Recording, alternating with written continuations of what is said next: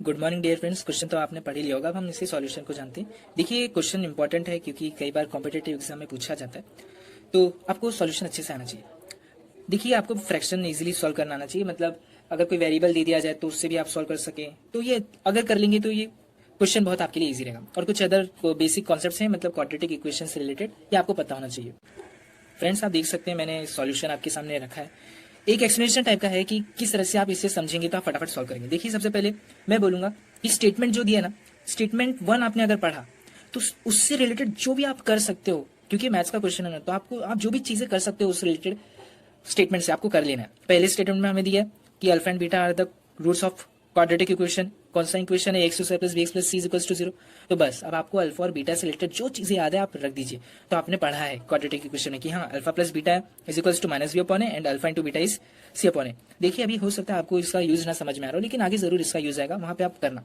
और बोला जा रहा है कि alpha upon 1 plus alpha and beta upon 1 plus beta, ये कौन से क्वाड्रेटिक इक्वेशन के रूट्स होंगे?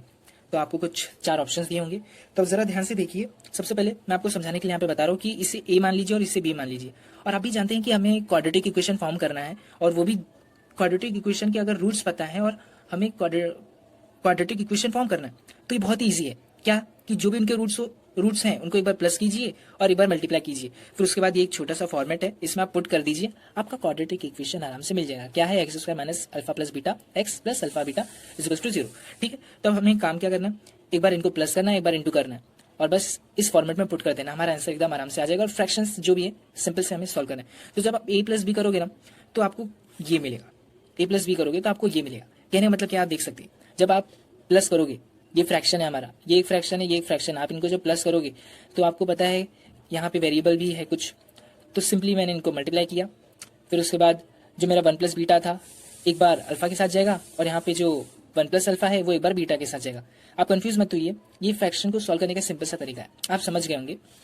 क्योंकि अगर नहीं भी समझे तो ध्यान से देखिए, यहाँ पे अल्फा और 1 प्लस अल्फा है, अगर एक ये दोनों इंटू हो गया तो यहाँ पर अल्फा के पास, ये अल्फा के पास तो 1 प्लस अल्फा है, तो अब ये 1 प्लस बीटा लेगा, और यहाँ बीटा के पास 1 प्लस बीटा है, तो ये 1 प्लस अल्फा लेगा। ये समझिए, आप आराम से समझ जाएंगे कि हाँ कॉन्सेप्ट क्या है। तो अब आगे बढ़ते हैं। सिंपली इसे सॉल्व किया है तो alpha plus beta plus alpha beta है यहाँ पे, और सिंपली नीचे भी ये 2 एक्सप्रेशंस दिए थे, मैंने उनको सॉल्व किया है। देखिए जो भी आपने सीखा है बचपन में, बस वही सारी चीजें यहाँ पे अप्लाई हो रही हैं। आप यहाँ तक पहुंच गए। अब देखिए मैंने आपको जैसे बताया था कि जो भी आपको वैल्यूज मिली आप उनको वेस्ट, मतलब ये मत समझिए कि मैं बिना मतलब का कर रहा हूँ। यहाँ पे अभी आपने फर्स्ट स्टेटमेंट के अकॉर्डिंग जो भी रिजल्ट आपने बनाया था यहाँ पे कि अल्फा प्लस बीटा ये होता है और अल्फा बीटा ये होता है, उसका भी यूज यहाँ पे आप कर सकते हैं। यहाँ पे देखिए अल्फा भी आ गया, बीटा भी आ गया, अल्फा बीटा आ गया, तो अब आप देखेंगे तो क्या हो जाएगा, ये अल्फा प्लस बीटा हो गया और 2 अल्फा बीटा हो गया, क्योंकि 2 बार alpha beta.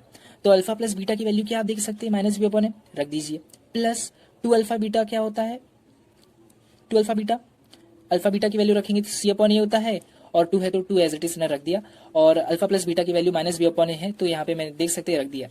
In the same way यहाँ पे भी मैंने वही किया, कुछ ज्यादा नहीं किया, बस 1 प्लस फिर उसके बाद अल्फा प्लस बीटा की वैल्यू माइनस बी अपॉन ए, ये ब्रैकेट में रख दिया ताकि साइन का कंफ्यूजन ना हो, प्लस यहाँ पे अल्फा बीटा की वैल्यू रख दी है। ठीक है, आप देख सकते हैं अब मैंने इसको सॉल्व किया तो यहाँ पे 2c माइनस बी अपॉन ए आ जाएगा, फ्रैक्शन को सॉल्व किया, और नीचे आप आएंगे तो यहाँ 1 के नीचे कुछ नहीं था, तो फ्रैक्शन में इसे भी बना दूंगा तो 1 अपॉन 1 हो जाएगा। मैंने फ्रैक्शन को सॉल्व किया तो ये मेरा कॉमन में आया, यहाँ पे a plus C minus B upon A आया। अब यहाँ पे आप देख सकते हैं a कॉमन आ रहा है, तो यहाँ पे आप a काट सकते हैं, फिर उसके बाद कुछ ये हमारा अलग सा फ्रैक्शन बन के आ गया। मतलब ये अब क्या हुआ, आपने क्या निकाला, ये a प्लस बी निकाला, मतलब आपने एक काम कर दिया। अब दूसरे चरण में हमें जाना है, क्या निकालना है, a इंटू बी निकालना है, a इंटू बी निकालना है। तो a की वैल्यू ये है और b की वैल्यू ये है, आप इसको मल्टीप्लाई करेंगे तो अल्फा बीटा आ जाएगा, और नीचे जिस तरह से आपने ऊपर यहाँ पे इन दोनों को मल्टीप्लाई करके आपका ये आंसर आया था, ठीक है, यहाँ पे आप वैसे रख दीजिए, और वापस से जो भी अल्फा बीटा की वैल्यू है और जो अल्फा प्लस बीटा की वैल्यू उनको आप पुट कीजिए। तो आप पुट करेंगे तो वापस से हमारा जो है यहाँ पे a कैंसिल हो जाएगा, और c अपॉन ए प्लस सी माइनस बी ये हमारा बच जाएगा। तब देखिए ये भी हमारा फ्रैक्शन बन गया, ये भी हमारा फ्रैक्शन बन गया, ये ये a प्लस बी हो गया और ये a इंटू बी हो गया। मतलब अब हमारा काम पूरा हो गया। अब हमें क्वाड्रेटिक इक्वेशन फॉर्म करना है, तो क्वाड्रेटिक इक्वेशन फॉर्म करने के लिए मैंने वो फॉर्मेट लिख दिया, आप देख सकते हैं यहाँ पे आराम से। फिर उसके बाद एक्स स्क्वायर रख दीजिए, माइनस जो भी आपका अल्फा प्लस बीटा की वैल्यू आई वो रख दीजिए, और यहाँ पे अल्फा बीटा की वैल्यू रख दीजिए।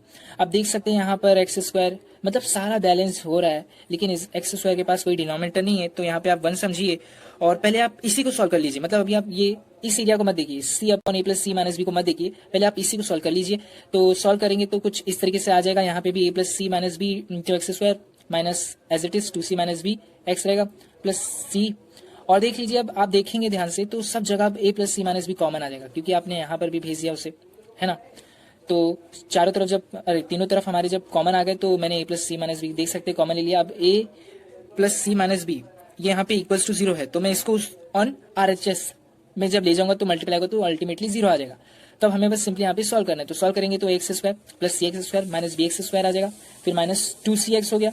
अब यहाँ पे ध्यान दीजिएगा, ये साइन यहाँ चेंज होगा, minus minus plus b x हो गया प्लस सी इक्वल्स टू 0। अब देखिए आप कुछ जो भी आपका क्वाड्रेटिक इक्वेशन है बस अब बनने वाला है।